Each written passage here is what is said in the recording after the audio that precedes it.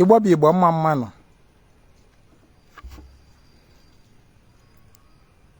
Anyị abịakwa ọzọ n'ụbọchị taata bụ ahịa Nkwọ. Asị m nke onye chiri ya zero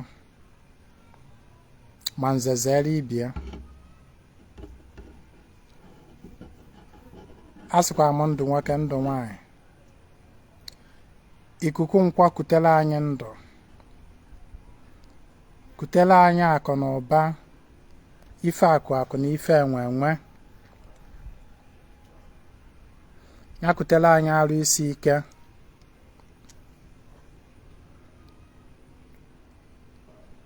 ya kupụla anyị ihe nseke na isusu.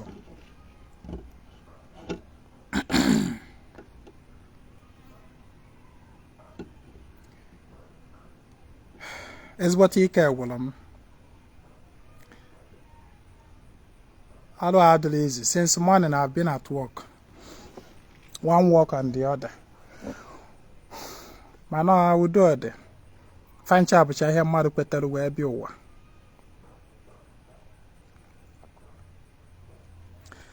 Tata anụ nwa ịfọrọ isiokwu anyị ji wee bịa. Achọrọ m ka anyị tinyesi ọnụ na ụzọ dị iche iche mmadụ kwesịrị isi enyere onwe ya aka ka o wee nwee ike na eto eto na mmụọ, wee na-agbanye mgbọrọgwụ,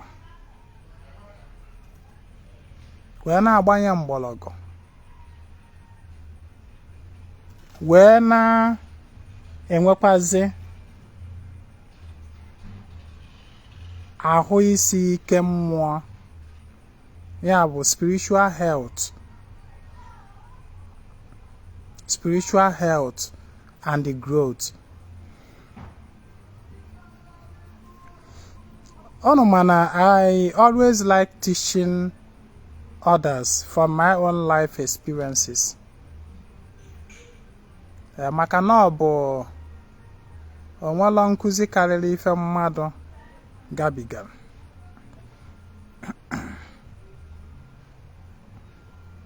O nwere ọtụtụ ife mmadụ dị ndụ kwesịrị ịdị na-eme wee na-enyere onwe ya aka.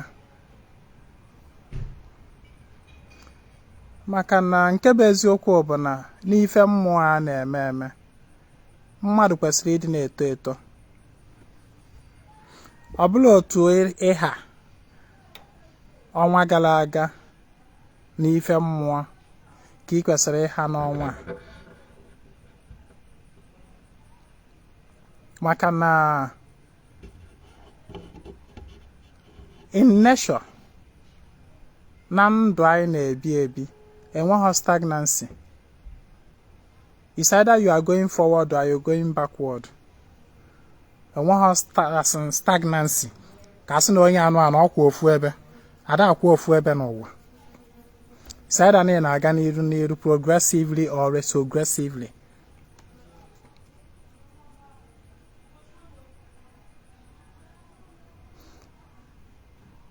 Anọtebụọ m aka n'ọdịnala, emetebụọ m ọdịnala aka just like 4 years now, or 4 years plus now. Mana ọ na-abụ ndị mmadụ fọma otu a nkwuo okwu ma ọ bụ nde ife, ụfọdụ a na-eche na onye a na-amụnyere ya na omenala na ọdịnala Igbo, ma ọ bụ na amụnyere ya na o nwere good spiritual upbringing. Mana nke bụ eziokwu bụ na ọ bụla ya. Mana one thing dị certain about me bụ enwere m hunger for growth. Akajiọfọ na n'igwe, ana m agba mbọ fụ na ọ bụla ka nha ụnyaa ka m ha taa, ọ bụla ka m ha yesterday na mmụọ ka m ha tata. Akajiọfọ na n'igwe, ana m agba mbọ fụ na enwelu ife mgbakwunye na amamife m nakwa na nghọtawanye nke mmụọ, maka na ị na-eto eto bụkwa na nghọta, understanding, knowledge that you build, because nobody can do anything above the knowledge you own. That is why you invest in knowledge. Knowledge brings about the right line of action. If you don't know, what are you going to act on? That is why some of us that devote time to teaching, enlightening others, if we can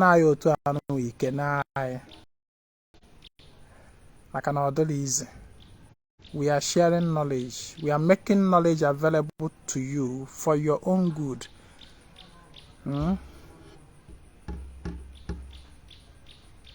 Especially when such act is deliberate and selfless.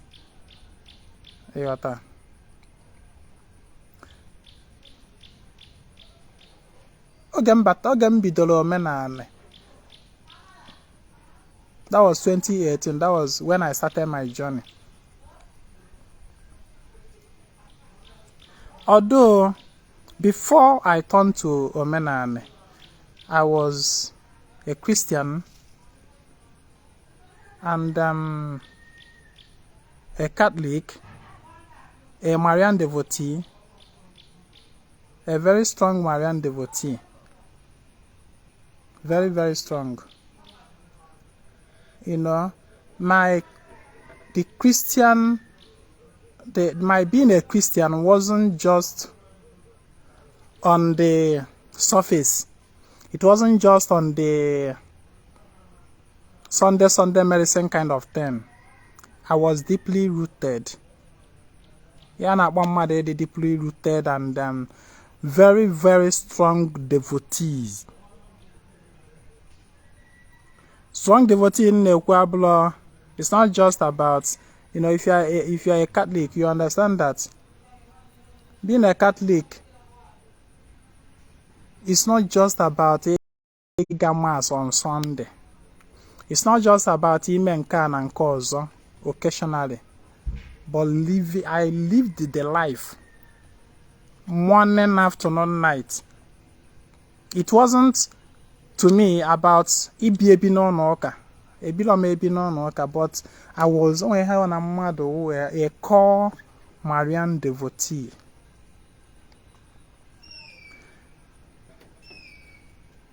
As a Christian, I already developed my spiritual channels.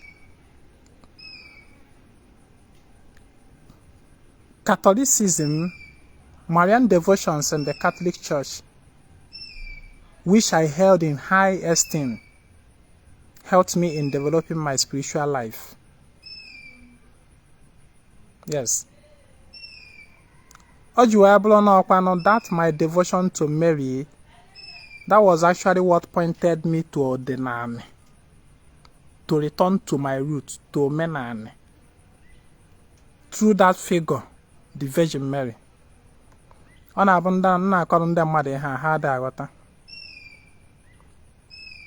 Even people that know me those days as a Christian, as a Catholic,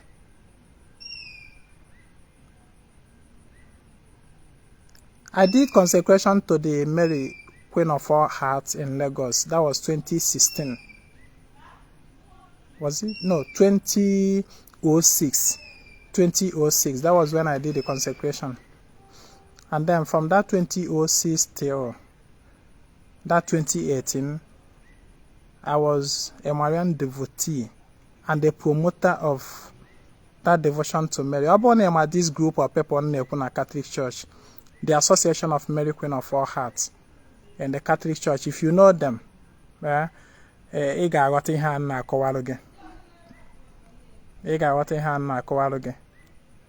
it comes to people that hold the knowledge about Catholicism, people that uphold devotion to Mary, to the Eucharist and all that, everything about Catholicism, all this group ki ejekwu.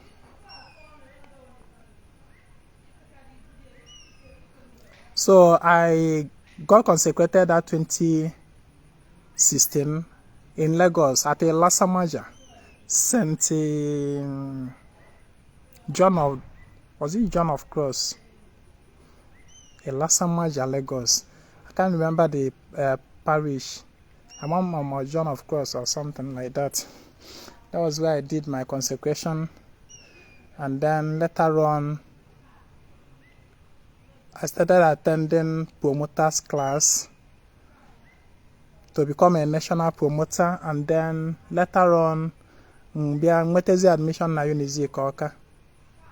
Then I joined the promoters there in Awka, and then I was attending the class to become a national promoter of that devotion. Meaning that once you are certified promoter, you can go to any state in Nigeria, introduce yourself, and then teach about the devotion to the group there. And then while I was in Unizik, I started with pre-science in Bauku. Measure pre-science, then measure with admission at Unizik itself. Then I studied them. I read a 5 years course plus the 1 year pre-science. Was it 1 year? Yeah, 1 year pre-science. It's nearly about 6 years. So my 6 years that I spent in Awka, it was all devoted to promoting that devotion and preaching about Mary. I converted thousands of souls to Mary. Thousands of souls to Mary. I'm preaching about Mary, even if devil is in you. I gotta jump out of you. If I preach Mary to you, even if your hatred to Mary is as dark as charcoal, I'm preaching about Mary. Oga the white as nzu, as white as snow. Your love for her. That is me. But I heard you more Patrick Mary. Patrick Mary. I was deeply rooted in spirituality. Damn. You may rarely see me in church, yo, because I don't believe in go. Even na interest people doesn't really always. I got church where I attend. At a time in my life, I attended the Holy Mass twice every day. I did it for years, 2 times every day. Nga mass no toto nga na mgbede, ga no toto ga na mgbede, ga no toto ga. I did it continuously for years, non-stop. And then praying the rosary. I prayed 20 decades of the rosary minimum every day.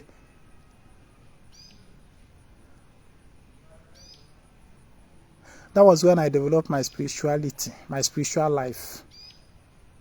Very, very much well. I was so used to reading the life of saints and gaining knowledge from them. One sent here one a Catholic church now that Ezinwa doesn't know some little thing about him or her. I want to appreciate you made in quote roge, na quote roge Bible, quote roge documents of the church, the ecumenical documents, the councils, man quote roge. The writings of the fathers of the church, the doctors of the church, the saints, even up till now, everything is still here. You understand? I was so much in love with those people that their life was worthy of emulation. That was saints. And then here na try that was when I developed my spiritual life. Igana Unizik now, Joa Maka Patrick Mary. Those that were in Unizik between 2008 and the 2013. Those that were in Unizik those period. Haga Amam, especially those that are Catholic. I promoted the devotion to Mary Queen of All Hearts almost in all the Catholic parishes in Awka. I was well known then. St. Mary's Oka, St. Anthony's Ifite, St. Raphael, well, is it Obuna? St. Matthew Amobia, St. Patrick Nonwebo the Cathedral, and there are many other parishes around. I converted too many people to Mary. They got consecrated to her, wearing the scapulars and praying the rosary and all that. So that was when, you know, as a Christian Catholic, I was after seeking to know more. And the more I know, the more I seek to know, the more I get to know, and the more I get deepened. You know, Manona, religion is always religion. Religion is only ogi ya gagidozie na religion. Deep wezienya. Marketa. You know, the more you seek, the more you know, the more you seek, keep seeking for knowledge, the more you get to know. Hardly will you see a document of the church that I have not read. I mean, the ecumenical councils of the church so far, 21 of them. The ecumenical councils, starting from the Council of Nicaea. Yeah. Then Ephesus, where make the about to Vatican II. Then Etienne came and Jerusalem record na Acts of the Apostles, Blue 22 councils the Catholic Church have ever had so far.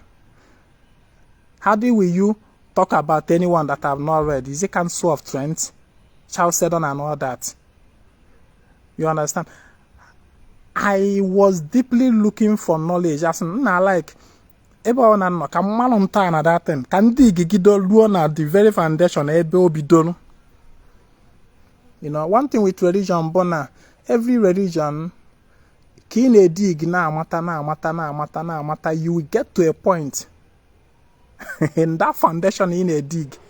You will get to a point when you begin to see that what is at the foundation and what is at the top doesn't rhyme. You begin to see inconsistencies. You begin to see some lies. Because, you know, I always tell people, it shows that you are not really deep yet into what you are doing, into that religion. You are not deep yet. Probably you are just a Sunday medicine kind of person, reading only the Bible. If you are a Christian reading only that Bible, the Bible, reading only it, it's body bucket gabo. Nezin one there for a fan gagidorin gem, where you to the what how come the Bible and everything about everything. Here now. Most of you may not believe. You know, when you understand the foundation you are standing on, you get to know the truth and the lies in it.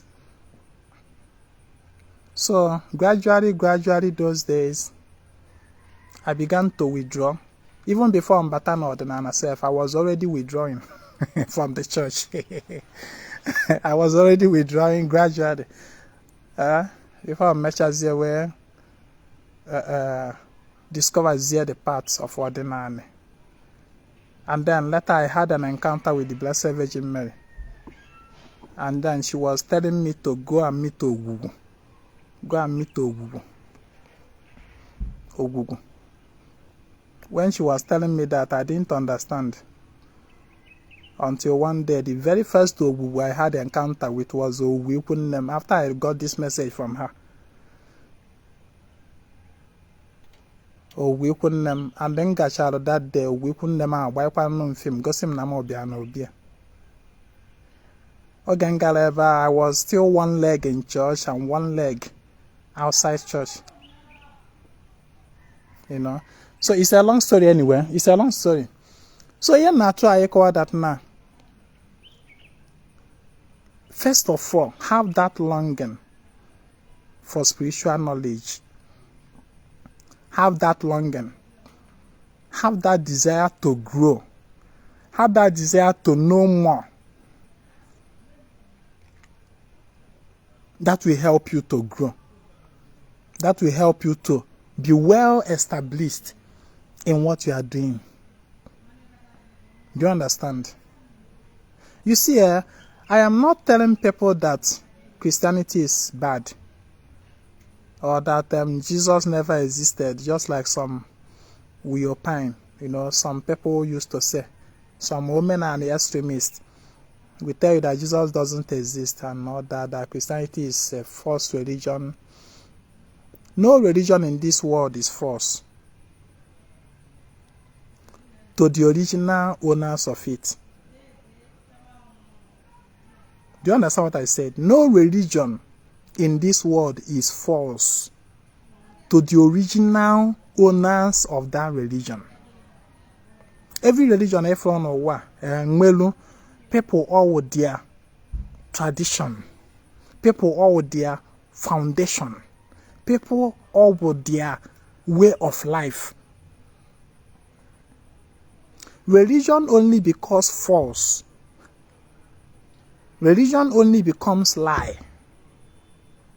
Religion only becomes fake when it transfers from the original owners to a secondary person.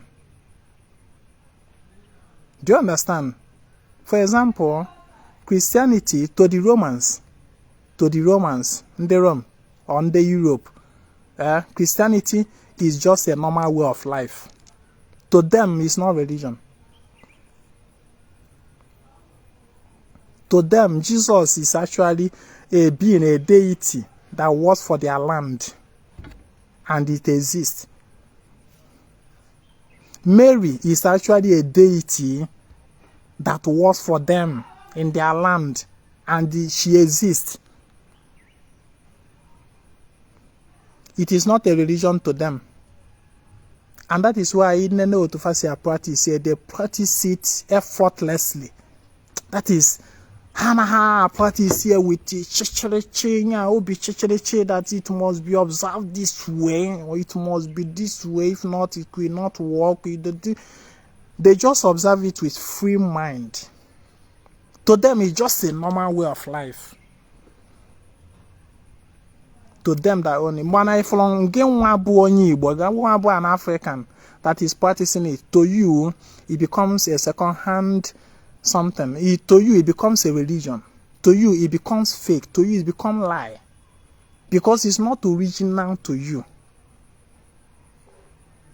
Every religion in this world has foundation. Only with their spiritual, their normal part of life, of living. It's just like in Igbo. Omenane. Okay, let me talk about ordinary.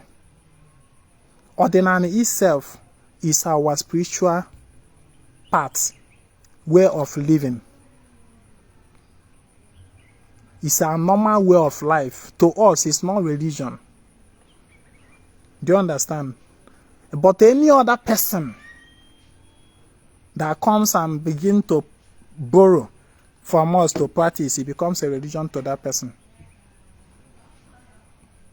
Because you are not imitating someone else. It is not your part. Do you understand? So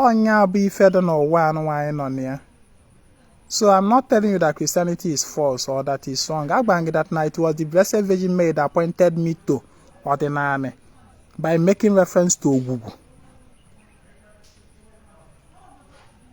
When I had such an encounter, I was thinking, why would such a thing happen? Why would a being that I used to know as Virgin Mary, about her, come and be telling me about Ogugu? But what she was actually saying was that I should go and look for her version in my own tradition. That is her own version in my own tradition. Meaning that no Ogugu. What Ogugu is to ordinary Omenani Igbo is what Mary is to the Romans, to the Europeans. What Ogugu is to the ordinary omenala Igbo, is what Mary is to the Europeans. And that was why she pointed me to my own roots, to go and identify her own version in my own roots. And people don't understand. You know, when the malamu before from now, they never believe that Patrick Mary ga keta no na akọ this na akọ ihe ha nweke rubbish na no keta asị na onye anụ ọ bụrụzi a Christian ọ na-agba ha gharị mana ihe ije nwoke jem encounter nwoke meru. Do you understand? So she herself, being Virgin Mary, she is not false. To the people that she is their culture, their tradition, their own normal way of life, it is not false. It is pure. And on our for Eshe Mama Christianity and our Lord in Europe. There. If development. If we be na nko no namba na egaro mba nni. Eshe Mama na our, but to you an African, an Igbo person, onwe ha ọrụ ga alụrụ gị. You are just whiling away your time calling on that being because no one attack all get anything. It's not in your foundation. No one goes well get anything. So that's sorry, Imana mbia work the topic to treat. On the course of treating the topic, that is why nkuzi mana ada ka nkuzi onye awu. Mana nkuzi onye awu ka obu. You know, I'm sure ka ikwu gbasalo things that you can be doing to help your spiritual growth. Things that you can be doing to help your spiritual growth. Number one, ekwulum that now you should have that longing for knowledge. Knowledge. Don't ever get tired of seeking for knowledge, especially as regards Ihineme. As regards spirituality, as regards the development of the mind. Because I believe that now the mind is what opened the door to access the spirituality and other higher realms. It is the mind. When the mind opens, then the mind opens up like flower, and then to be able to absorb, receive the sunlight. The sunlight being the spirituality. You understand? The mind, upon the mind closed, there is nothing you can access. And the knowledge is about food for the mind and the intellect. Knowledge. So have that longing to grow. Then as onye omenani not na Igbo, o nwere some items na-ekwesịrị na akọ gị that you should be using. Such items as nzu, ọjị, ose ọjị, akwa, especially akwa ọkụkọ Igbo,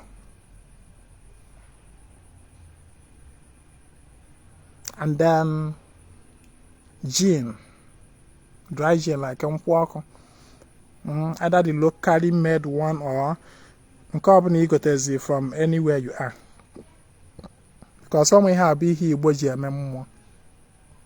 Ihe ndị a mkpọrọ afọ ekwesịrị na-akọ na be onye ọdịnala Igbo, onye omenala Igbo, o kwesịrị na-akọ nzu, ọjị, akwa, ose ọjị, nkwụ. I didn't include Edo because Edo sometimes can be optional. But at least these 5 basic terms you can see them when standby and a begging. I can always go as well. You need use. You understand? We are talking about what to do to maintain your spiritual growth and the health, your spiritual health. And my day who maka daily Akajiọfọ daily Akajiọfọ. If a practice I've seen in ordinary omenani that's so much of great benefit to one's spiritual growth than that daily Akajiọfọ. I've never seen any other practice that can propel one to higher heights, level, than that daily, persistent, consistent Akajiọfọ. With these materials, dịka ọjị, dịka nzu, dịka nkwụ na ihe ndị ọzọ. It is very, very much helpful if you want to grow, if you want to maintain your spiritual stamina and stand. You must not joke with this. That Akajiọfọ Ezinwa at every rising of the sun, na mmadụ kwesịrị ịgbachi ya okwu, na mmadụ kwesịrị ịgba ọra mmụọ ya na ya okwu, nyefe ife. Ya bụrụ na ọjị ka ị nwere, ya bụrụ na nzu ka ị nwere, ya bụrụ na ọ bụ anyone ị nwere, were wee kwuo okwu, were wee kwuo okwu, were wee kpọkuo chi gị, were wee kpọkuo ndị ichie na ọra mmụọ gị na ha. Na-eme ya every day. If you have na-agba, it supersedes any other form of aja. It supersedes all of them. And I'm going to people that na see anything you cannot obtain from more by offering of oji, by offering of nzu, by offering of nkwu, you are not able to obtain that thing from that thing more. One, if from more also give efi, ebunu, you can never obtain that thing from more. I repeat, anything you cannot obtain from more by offering nzu, by offering oji, by offering nkwu. If you like, more efi, ebunu 100. You will still not obtain it. Ezinwa Akudia. So, here are basic thing, very important thing. If I go off every day, very, very important. If I were you, I wouldn't joke with it. Also, ni female Ezinwa Anaedo jiwelu develop otunde na akambatara na omenani Igbo. Do you understand? Yeah, number one. Ihe ọzọ wee bụrụ ifro this ritual of daily cleansing. Na-ada ekwube maka ya ịkwa aka ọtụtụ. Some of you may be thinking it's just one of those things. One, see ya. I remember oge m batara ọdịnala ọfụ wee mụta nya bụ ịkwa aka ọtụtụ. Nya bụ daily cleansing of myself, of my aura. Oge m bidoro mewe ya ọfụ, I was doing it persistently. O nwere ihe m bịa notice in my life then. I bịa notice that I was giving out a lot of debts, dirty. I was like, each time on media, it was as if Nana flush away from me a lot of debts, dirtiness. Each time on media, it was as if that Nana wash him. And by that time, it was as if Nana woke a big load from me. And it began to cleanse and purify my mind and my intellect, and began to open up more my spiritual channel, my message channel, spiritual message channel, they can dreams, vision, and all that. This is what I to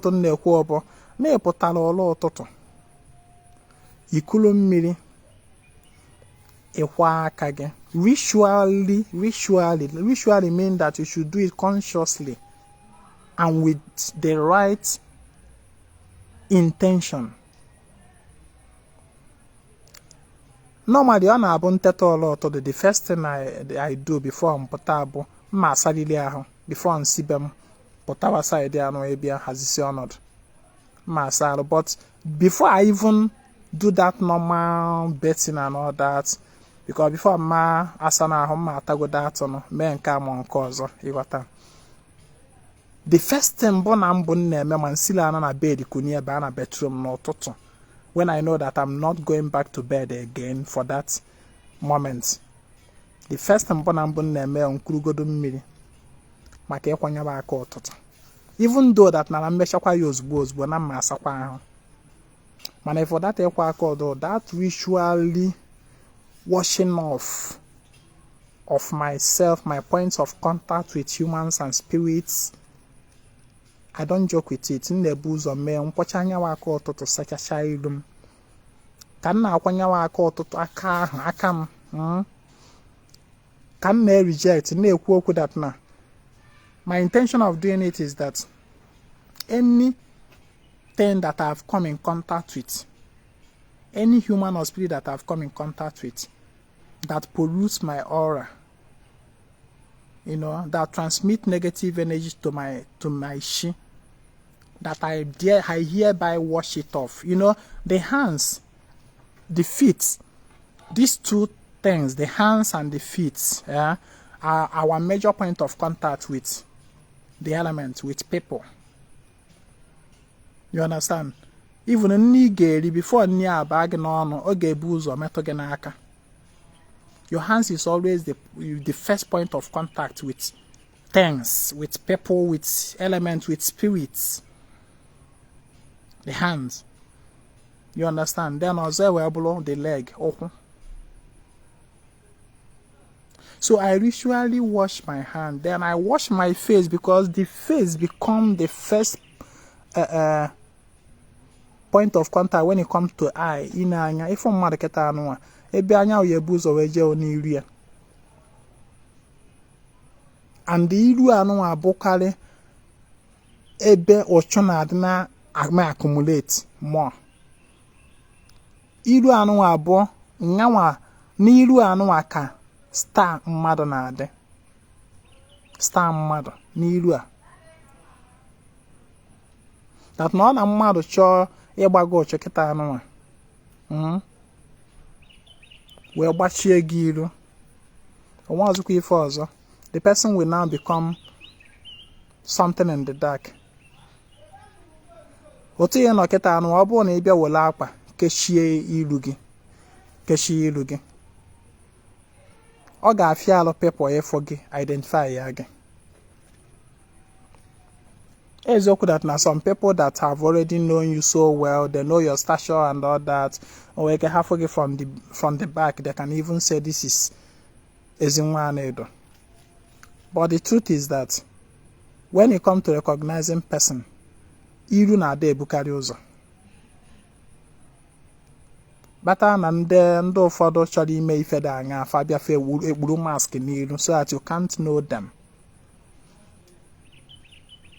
Ịghọta na ụchụ na-ada enyekarị nsogbu ụbụ ụchụ ahụ agbarụ n'iru na-egedege iru wee kpuchie iru ekpuchila ana ya nwanne ọfịa ka alụ favor ịbịakwute onye ọrụ ife ọma ịbịala onye ahụ ife ama mbata ife ọma bịawa ọma na identify maybe for example na enyere mmadụ ife ekpuchiri gị iru then enye somebody gift si ya wetelu onye dị otu a ya wetelu Ezinwa ya mba meji onwe nwere ma ụtụka atụ a ya wetelu ya Mr. Okeke wee na-abịa ebe ahụ Mr. Okeke ekpuchiri iru ya and onwe ndị ọzọ ya na ya nọkwa ebe ahụ then mmadụ ahụ wee buru gift ahụ na-abịa ọ bịa ebe ahụ neketa anya okelu Mr. Okeke nwanne igbuchiri iru ọfụlọ gị ọbịa oburu gift ahụ jekwa onye ọzọ ọ ife ọchụ na-eme ọchụ bịa cover gị iru that your good things na-abịa cannot recognize you.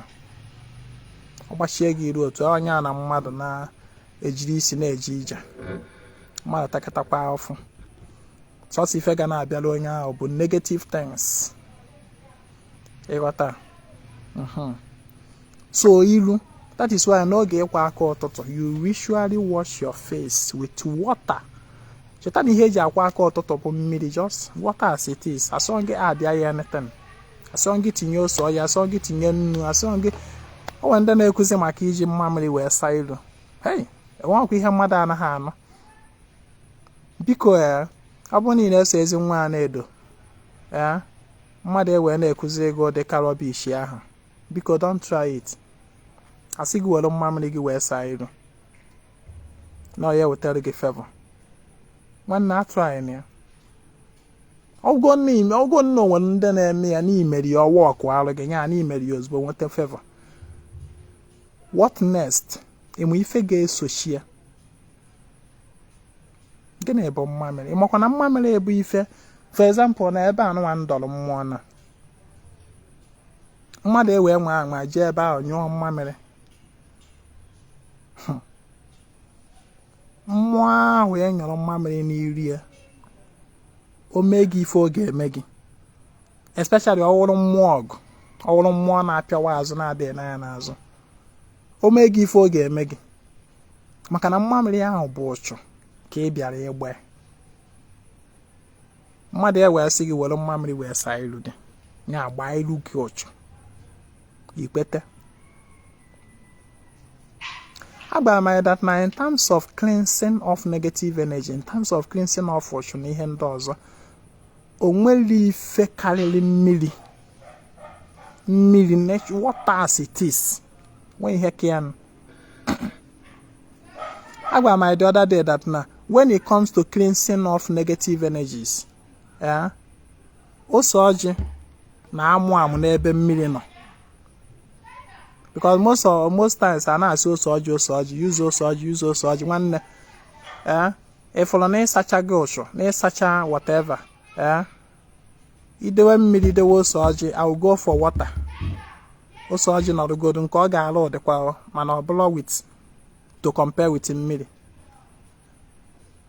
Na mmiri bụ the universal cleansing element.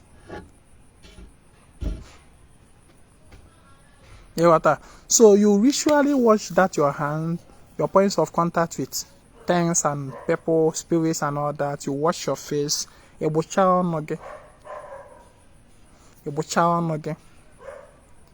Your mouth, which you use in blessing yourself and the people, in speaking to people and spirits.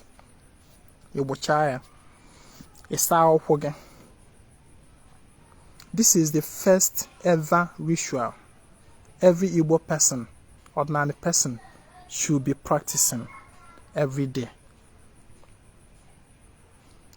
Then after that, you may now use Osoji to still go further to cleanse yourself. Go Osoji na Lord.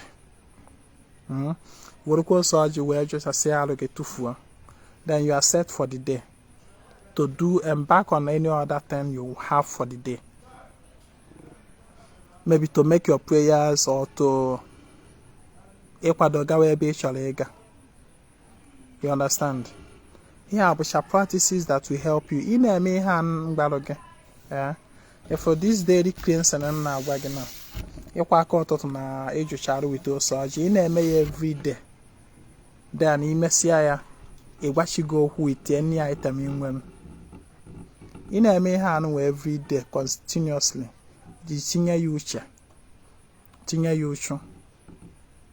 the next 3 months, you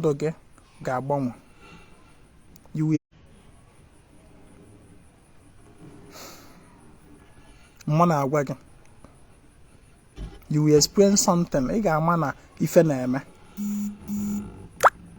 And they have no if you can melon where blood dibia melody or any spiritualist game or blowing your blonde negamon nagi melody. No, he can melon wege. You understand? All logic in well, you will put a zia. You would what you go. You could chaya a wire. You will look near a tank. My common wire nada, Juba, can a woman break cola not? As far as all waji you will what she go in a ha work on your bonata. In a ha work and nageta, more boca digita, ma ọ bụ ka onye ọbụla mmebi nwoke taa ya nne biko gaa n'iru wa arụchi gị ọjị waa ya ịwa ya nye nke gị taa nke gị. I didn't say you should give to anybody. Ebe iwu a na-ada na-ejidekarị ebu whereby you ngị nwa nwaanyị iwee waa dị ọjị iwee tinye n'efere nwoke wee bata woro taa. You shouldn't. Mana ịma na ọjị na-awarụ chi gị na ịwa ka gị na ya taa, go ahead and break it. Ma ọ gbagwojusịkwa gị anya ọ na ikweta nke a nkwuru, then go to your village and ask your elders ka ha kọwalụ gị otu ndebe ọnụ si eme ya. O wee bụrụ ya, ọ bụ nọ nzu ka ị nwere iwere ya wee gbachi gị okwu ikwucha ịfụpụrụ ya n'ikuku ma ọ bụ ịtọsara ya naanị iwere nzu kpechie ekpere iwere aka tụrụ ya nzu igbere egbe. Normally I like grinding it, ma ọ bụgo even if you don't grind it, you just gbakeri ya ịtụsa ya n'ala. I didn't say you should start making line, maka ụfọdụ ya bidokwa jụwakwa how many lines should I make with the nzu. I didn't say you should start making any line or drawing anything. Ụfọdụ na-afa ote nzu fe bido sewe rubbish. Just iwere nzu ahụ kpechie ekpere ịgbakeri ya obere ịtụsa n'ala nekwa na ya. As far as o metụrụ n'ala ma ọ bụ na ịfụpụrụ ya n'ikuku, you are done. Ọ bụrụ na nkwụ ọkụ ka ị nwere iwere ya wee kpee ekpere, it suffices. O nwere one guy gechalụ nkụzi m mgbasị about ihe mmadụ nwere ike ime ka shie wee pụta ife, onye ụwa wee pụta ife.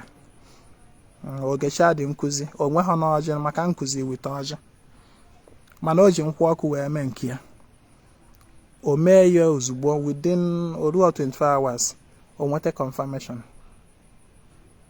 Nkwụ ọkụ ka o use. Nkwụ ọkụ is also very much good n'ịgba mmụọ okwu na ịgọ mmụọ. Ọ bụrụ na nkwụ ọkụ a ka ị nwere iwere ya wee godoru chi gị gwa ya okwu ịtụsara ya n'ala ịṅụọ nke gị.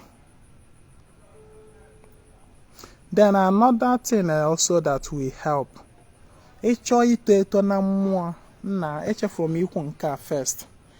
Ịchọ advance in spirituality, do away with grudges. Obi ntashido ibu ife n'obi ọ na-akpọ mmadụ naanị, ọ na-awọ mmadụ naanị in terms of spirituality. In fact, ọ na-awọ mmadụ naanị in all round. Obi ntashido, grudges, mekpe ya ekpe iwe mee m ife a, I will never forgive you. If for that time, let go. If you want to grow, let go. Stop attaching too much negative emotion to yourself. Ka ị nwee ike dị free to fly, to reach any land you want to reach. Grudges. Let your mind be free. Let your heart be free. Then ihe ọzọ nsị na mmemetụ aka bụ in this course of helping you to grow spiritually. Oge m bidoro omenala ọfụ, there was a particular practice that helped me so much. That practice was midnight or early hours of the morning devotion. Early hours of the morning na-ekwu bụ 1 o'clock, 2 o'clock, 3 o'clock a.m. Those early hours of the morning, 1, 2, 3 a.m. Ọ bụrụ na ị ga-enwe ike at those hours, even if it is just 5 minutes, ikunie na bed, ịsa elu gị kwa aka gị n'ọma ịkwa aka ụtụtụ, inwe communion with shiggy na ezumezu gị. Normally ihe na use carry for that devotion bụ ọjị. Mana ọjị nji wee mee anything at that hour adịm atị ya. Ọ mmechaa waa m ya wụpụ n'ezi. Those hours, agwara m anyị that na there are two major powerful energy source. Two major. Number one bụ anyanwụ, the light energy. Number two we blow the darkness, the dark. Darkness hold a lot of information, a lot of energy, a lot of pure energy. Agwamai that night is the darkness that gave birth to light. It is darkness that gives birth to light. You understand? Many things that light cannot reveal, darkness will reveal it. There are many things light may not be able to reveal, but darkness will reveal it. That is one big mystery about darkness. Many people know. It holds a whole lot of things. Darkness is like the womb where creation takes place. Many things you see that manifest during the day were triggered or created in the dark to manifest ma anyanwụ pụta. Many people that take their life seriously, they don't joke with those hours. Let me tell you, you can't say that you want to grow spiritually, that you are a spiritual person and all that, and you don't, as in you sleep all night, every day. Yeah, you didn't know every day, you didn't know till morning. You are not helping yourself, except if you are covering up by other means. So that devotion really helped me a lot. That now most of the nights, in fact, it became more like every day something, every night something for me. That every night I must stand up, I must rise from bed to summon my Shi and my Ezume, my spirit forces, on a meeting for discussion. We call biological meji. Mbia teta mba amuyem candle, either white candle or yellow candle. You know, these are my two major favorite candles. I'll just light it in my dark room. The only light that will now be there will be that candle. I'll light it. It is a moment of quietness, a moment of silence. My meditation, I will now conclude by offering them that orji. I check out both my meditation and everything. I while on for the orji, I mepe my outside door, walk the orji there for them. More for them will say in my room, close to my bed there. Then I go back to sleep. 5 minutes, 10 minutes, 15 minutes, 30 minutes is enough for this. Those days, oh well, shy. Well, I'm more for the young meche fan, Dineziana, it does your phone long, it got message. Na mother had a landlord blow my mail the kefa.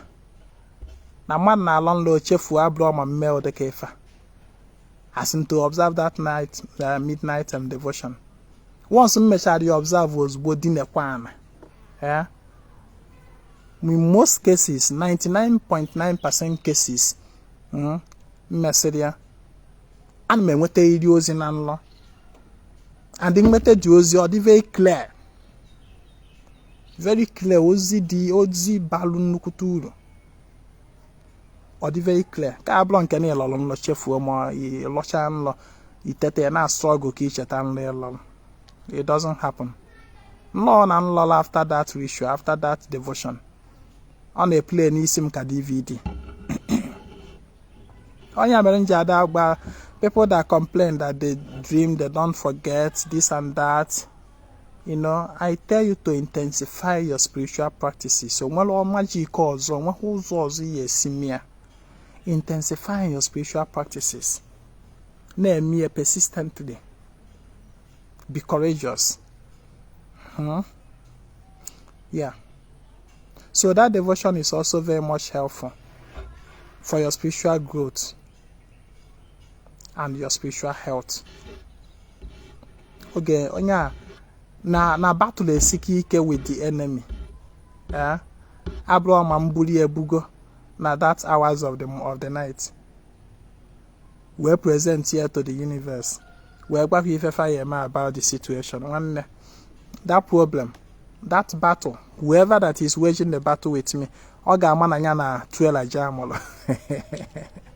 My messiah, whether for myself or for someone else, oga mananya na ife man. Because that is the hour to summon any kind of energy you want, any kind of spirit you want, for any job, for any work at all. Okay, why you was or ponjem? Or for the sale before she phone or toto. Or so on a yard chapane. If we are an abo. It's a very sacred hour. It is the hour to create in the dark, in the darkness. You know, the womb of a woman, and the womb, inside the womb of a woman is enveloped in darkness. Light doesn't enter there. Light as now young or there is dark, is dark. But in that darkness, life is formed. In that darkness, life is formed, nurtured. It is that darkness that form life and now bring out to light. Darkness is very, very powerful. Far more powerful than light. Far more powerful than light. You understand? I know where came out all my hand one now. A lot of things can be done in the dark. Beautiful things, a lot of creations, a lot of things that can be manifested through the darkness. So, well, buddy, that is it about the early hours of the morning devotion, like 1 o'clock, 2 o'clock, 3 o'clock. And then Lord within these hours. You lost your way, Chetawan, you have bozy demba, Ejina Webu. Abugo na ịghọta how that in law. Kakwuru your spiritual guide, your spiritual director, kọwatara ya ka ị mara ihe ọ ga-ekwu about it. Don't joke with it. Nlọ na ịlọla these hours. Ịlọcha echeti ya. Eji na-egwu egwu.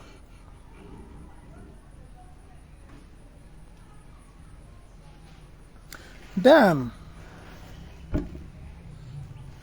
ekwuru m maka na mmadụ kwesịrị ịdị na-enwe akwa. As part of the thing organized. You know, spirituality, keeping watch over your soul, over your spirit, over yourself, your life. You have to be always conscious. You have to study your life, study yourself. Oh, well, on board for those 2 hours. You know, a certain experience. More now, you are being sluggish. You are being like your spiritual vibration is low. Odeke ife anu wade. Inwe ike wala akwa. We kwuo okwu. Were ajuchasi alogi. Absorb those negative energies that have accumulated. Makana nya mere iji were the door. Nyamere your spiritual vibration ji were the door.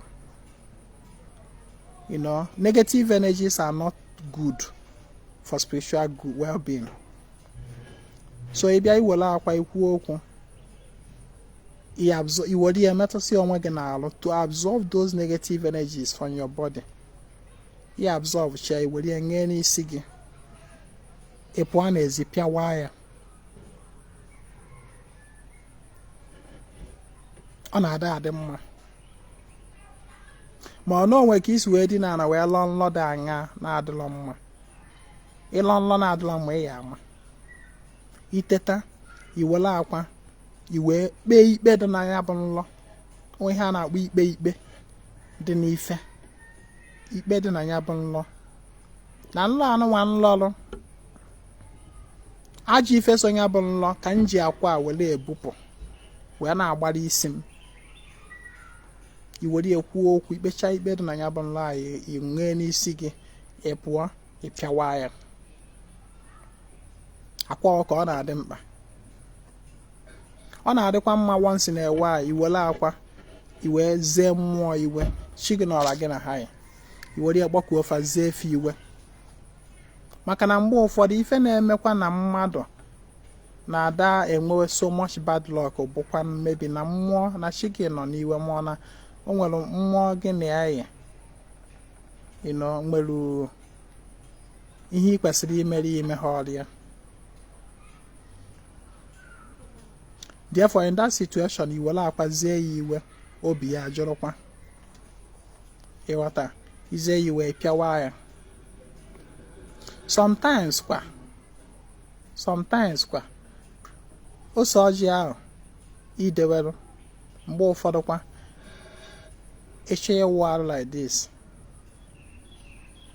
echere ya ihe ka mkpọrọ ya na ma ọ bụ ịsa agaghị na mmiri chọrọ iji wee wụ arụ to sanctify the water and then to sanctify yourself while you bet with it. Ọ na-enyekwa aka ịsapụ ọchụ. Another thing bụkwa salt. Mgbala that na our topic today bụ little practices ị ga na-eme to help yourself spiritually. Ọzọ bụkwa nnu, whether you gbara ya sea salt, rock salt, ma ọ bụ normal cooking salt. Sometime maka na nnu bụ nnu ọ bụ nnu bụ ife ya abụ isi chacha nni no mata nnu isiri itinye ha nnu ọma ntọ ụtọ.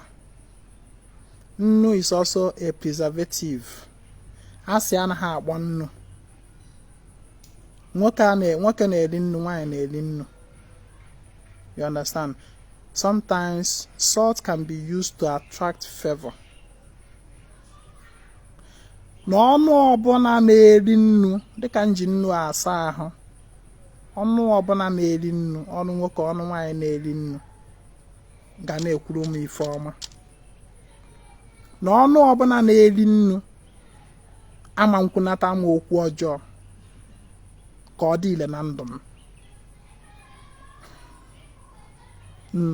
You see here, the various materials we have, there's no energy in them, there's no action in them apart from the action you infuse into things. The action you infuse into things is the action you receive from them.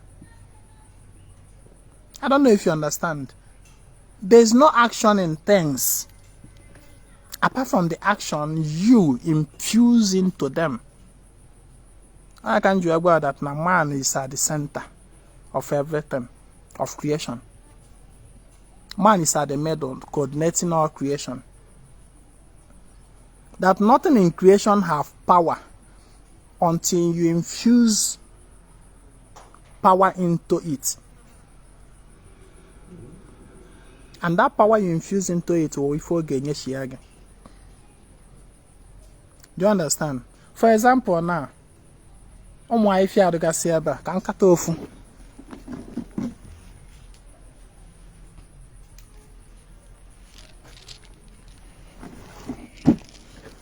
Ihe a na-abụ afịfịa. Ifụla afịfịa, normally, it's just afịfịa nkịtị. If life here is just afịfịa nkịtị. Mana afịfịa na ịfọrọ. Afịfịa na ịfọrọ. nwere ike perform certain function. If I infuse that function into it, this plant follow exists in natural state of justice. It is neither good nor evil. I fear follow now. It is neither good nor evil. Now, ọbụ ọlụ mgbaziri anya lụọ bụ ife ọ ga-alụ. Ọlụ a bụrụ ife ọma, asị na ife adị mma. Ọ bụrụ nke ọjọọ, asị na ife adị njọ. But the good or bad does not exist in the plant itself. It exists in the human being that is making use of it. So I'm agree that now there is no action in anything apart from the action we infuse into them. That is now the action they will give us back. Do you understand? Onya me na enwe m ike kata ife a now. Agba mi anya lu olu mo olu do otu a. Oluo ya.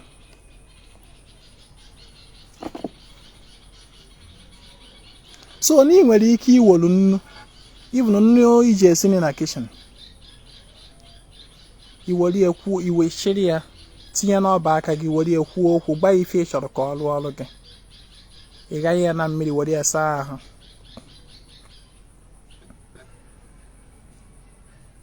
You are the maker of your destiny. You are in charge of all. If you body ife ka ọ bụ. Do you understand? If Ezinwa Anaedo my life na that is so simple and easy, and the more for them people don't understand. People don't understand. Imanambo for the oh, I me those people I call women and fanatics. Farmer got in hen Farmer got in hen my oh, well, I take us on there. Yeah, Unkulu that na. Again, call Jima and Wangulu. Ebana. I'm close to just sitting close to my farm. Again, call Jia and Wangulu. Ngo is in a video, that time on Gudia. I did the planting around April. Yeah, around April, May. And then I mess here. After can call yesterday, charge and all that, then I make sure I feel bido puenia, kaji nepu ka ifia nepu. Did you know that sometime I make use of those afifia as point of contact? Those afifia nepu na diji. I'm just revealing a secret, very deep, powerful secret to Sometimes I make use of those afifia nepulun naji as point of contact. I call them ndi uke na ndi amosu. Ifem bolofa kafabo. And when I see them as such, I now go into within them. It ne for Pacific. Abia afotan fa that na these are uke ndu uke na enye mu nsogbu na ndom. These are ndị amosu na enye mu nsogbu na ndom. Afifia ọjọọ ndị mmadụ na-akụnyesi na ndom site na ajọ echiche na ntaji anya na akọ atụrụ atụ na anya enele ene. I see them in those plants, in those weeds that are going on my farm, and then I now enter into within my farm. And me focus the ifia. Can me focus the ifia? I tell them that as I am uprooting these weeds on this my farm, so I am uprooting every negativity in my life, in the life of Ezinwa Anaedo. I am uprooting it. Every negativity caused by a wonder almost or wunduk or wonder code or whatever, and second in can never if you can never Pacific from the root. Mfo puchayo to a do me ban we are chop bonsia.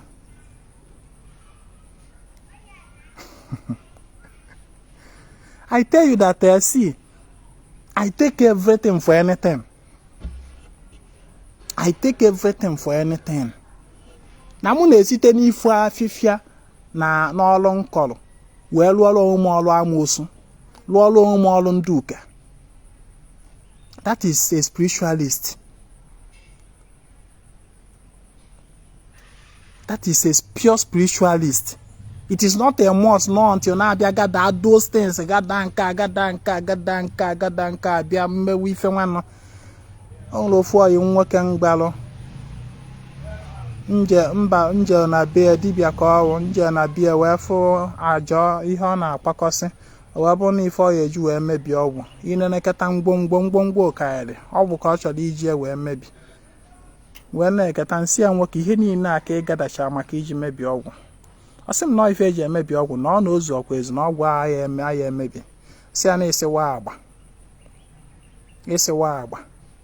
Ifuru ya 2 items alone ka Ezinwa ga-eji mebie that same ọgwụ iji ngwongwo niile a were ashi mebi.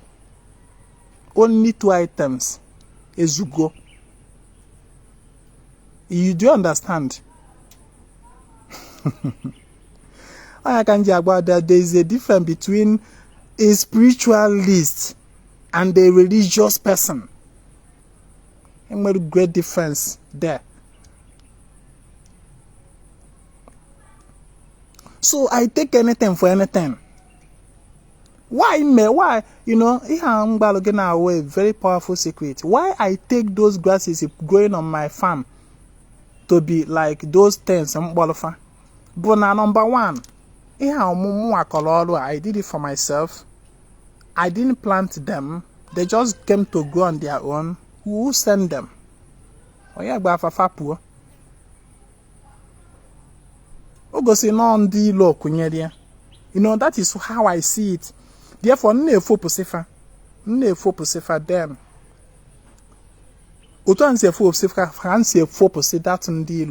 And taking away all those negative. I see that farm as myself, my body.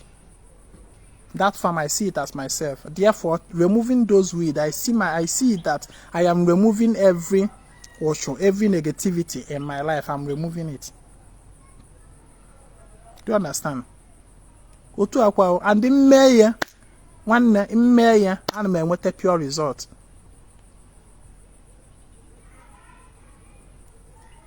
Oh, I'm more for them and ballets in my banana.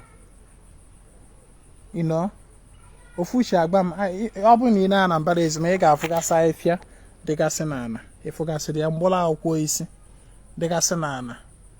I seen it. Mbola Oquis, the Gasenana. Sometimes, I begin to pick them consciously, intentionally, mindfully. Picking them, and as I'm picking them, only hang golofa when they pick if I out of my way. That is a spiritual person. That is a spiritual person. It is not until you follow protocol, due process, not until they make you tour. It must be. Then that becomes religion. Written down set of action. It must be like this. That is religion. But spirituality is liberal, it's very free. Hey, what? I got that no gang call Jima or going call all on eba. As I was sowing, planting the yam, I was planting certain intention that I needed along with the yam. I was planting certain intentions that I needed. Otunsi soye diji. When I go that na Akajiọfọ Ezinwa, let my intentions spring forth and manifest. One, did you know that as those yams after come soyeshal hana and habido poop tesueme, did you know that those intentions I planted along with the yam, I received them? You won't believe this. I saw them manifest on their own. Mmetia.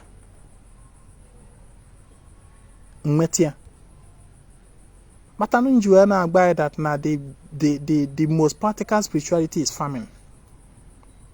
One if living a conscious life. If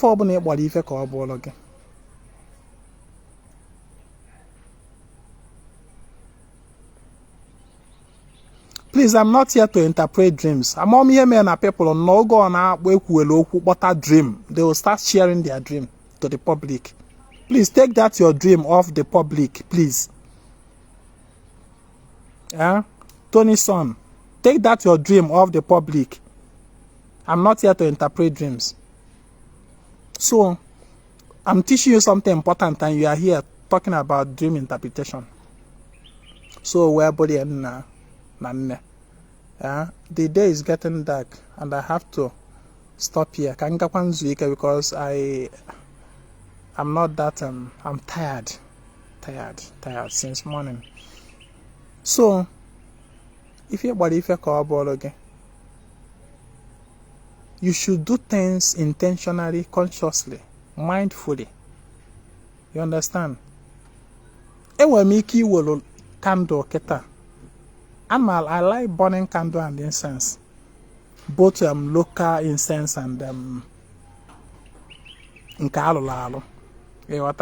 even fire too. Sometimes I pass walk on and just go to Sianco, Banita, go to Sianco, Banita Sian, no cochai and no on fire ritual. I do it, and I also burn candle. All this name I don't know Igbo. You understand? More for those two with them candle. I concentrate on the flame. I speak into it.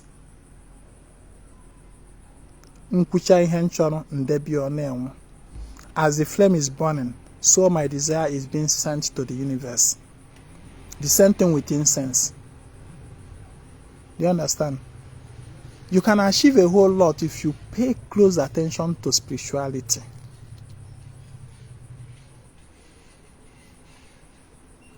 Okay, for black candle. Black candle.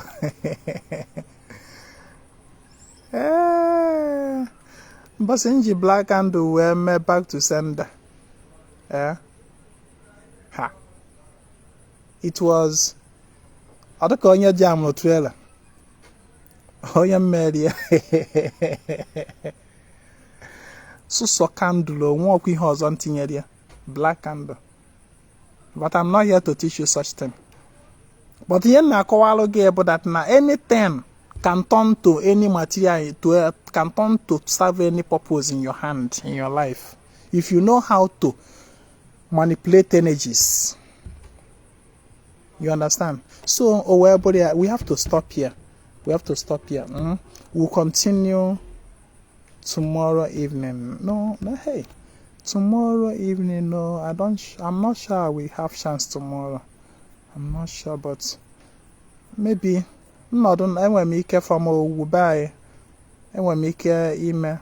I will video, more small teaching. If I have chance. If not, then I'll do one next tomorrow. So I can admire. It's been a wonderful day. Thank you for joining me, and please share the video. Share the video. Too interesting to many, but what I teach today is a secret that will help you develop. My name is Ezinwa Anaedo. I come for the total restoration of ordinary, no men and Igbo.